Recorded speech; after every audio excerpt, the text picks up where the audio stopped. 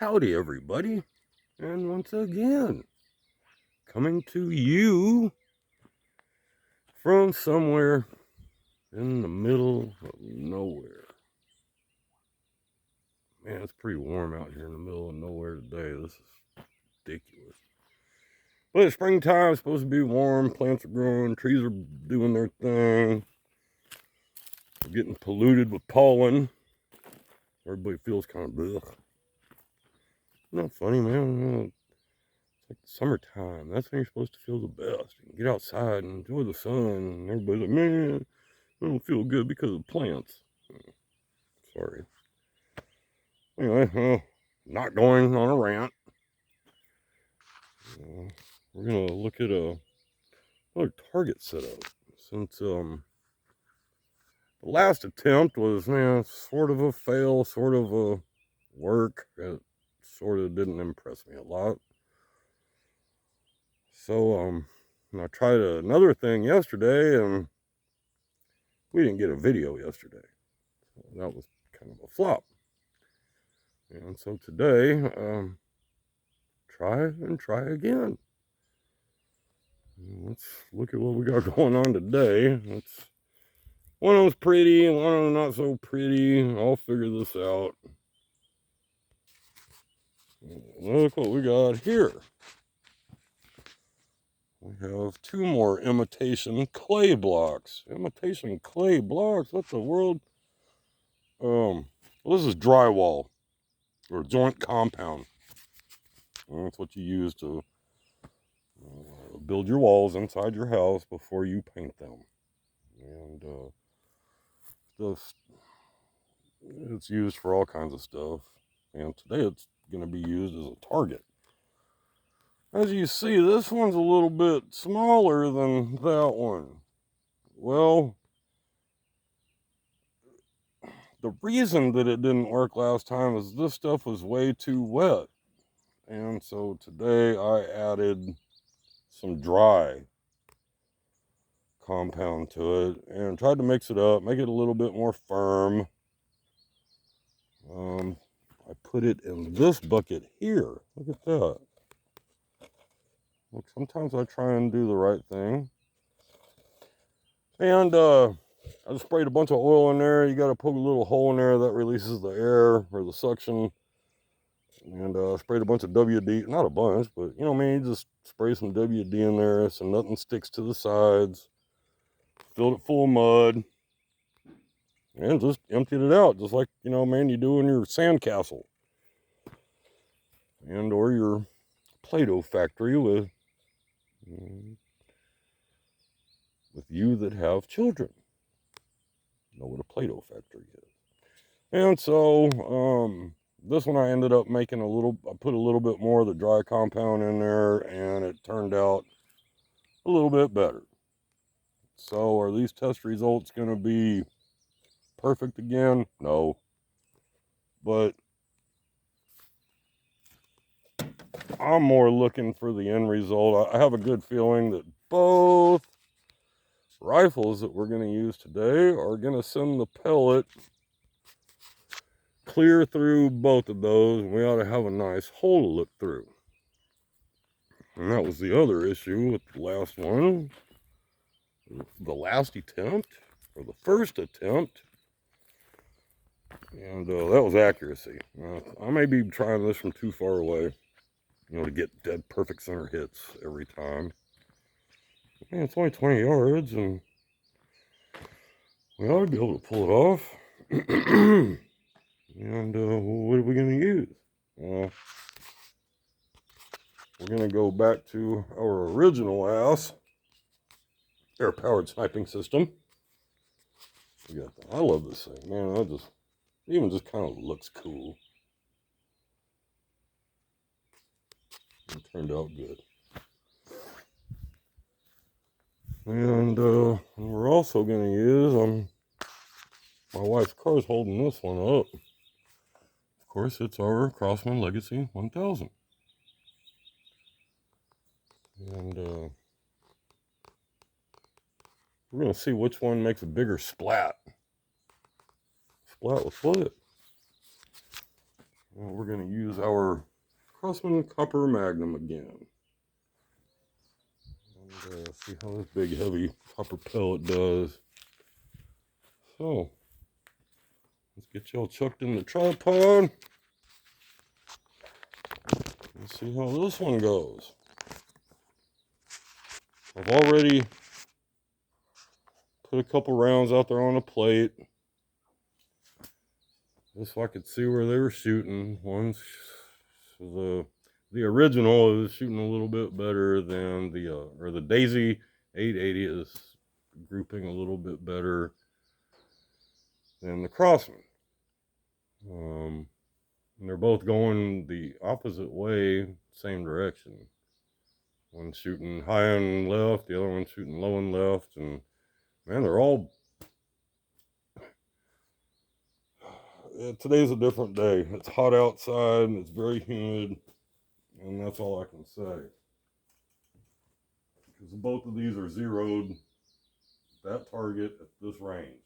Now, this one may not. This one may be 50 yards, and that's why it's shooting high. That's what I'm hoping. I can't remember. Can't remember where I zeroed it. That's not going to matter a lot. They're still within an inch. If I just hold center over there, I think we're going to be okay.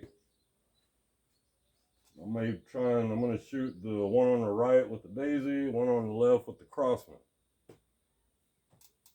Well, instead of yakking a whole bunch,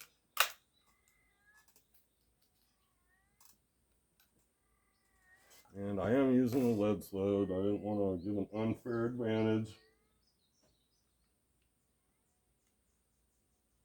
One or the other. I really want to see these pellets go through the middle.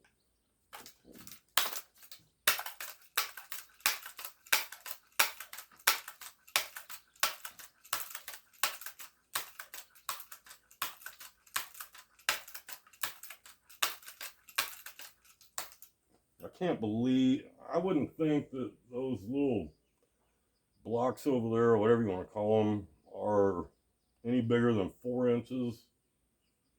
When we walk over there, I'll grab a tape measure, and we'll see for real what happened. And if they don't make it all the way through, well, I've got a trusty measuring stick. So, I remember how to do this. Get where we can see something. And I just got to shoot a little low and right to equal high and left.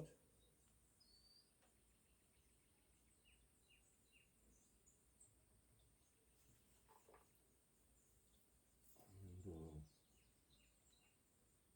if the world stays the same, we ought to get something good out of it. Let's see what happens here.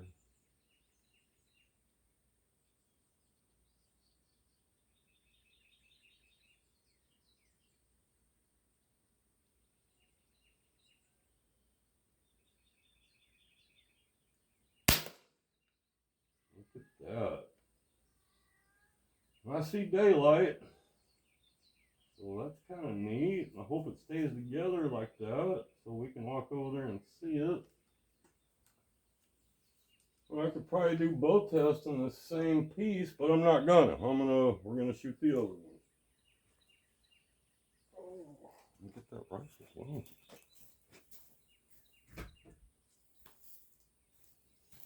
These are just round-nosed projectiles. They are not any kind of hollow point or nothing like that. It's just I think they're called domed, would be the correct terminology.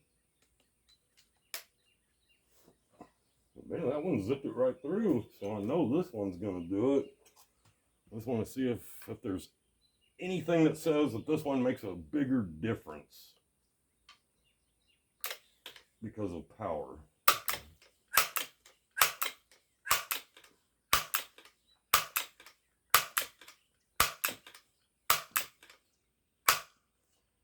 Which is funny because with the Daisy, of course, I pumped that thing up 20 times.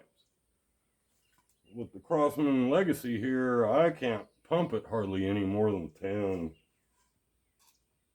Kind of a beast to pump up, which makes my little brain think that there's more power coming out of it.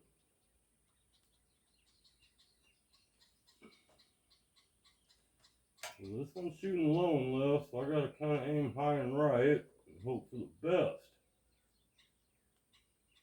I'm not gonna get too crazy about any of it. Keep it somewhere where if it hit where I was aiming, then we'd be okay. So let's try this. Remember, this is a better trigger. Don't pull your trigger till you're ready.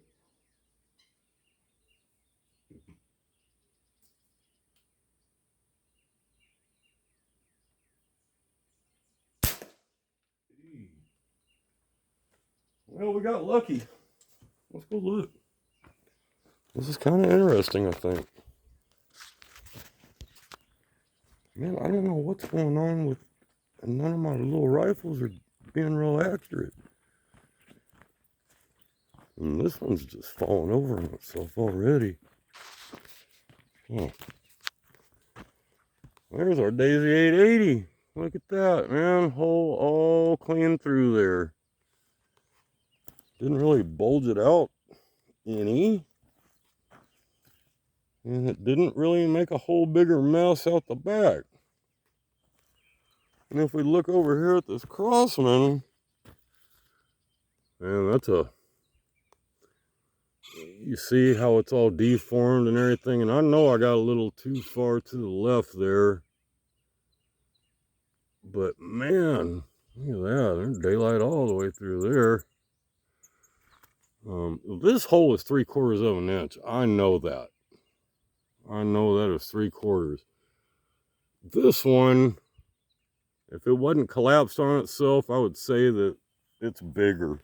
And when we come around the back, it's way bigger.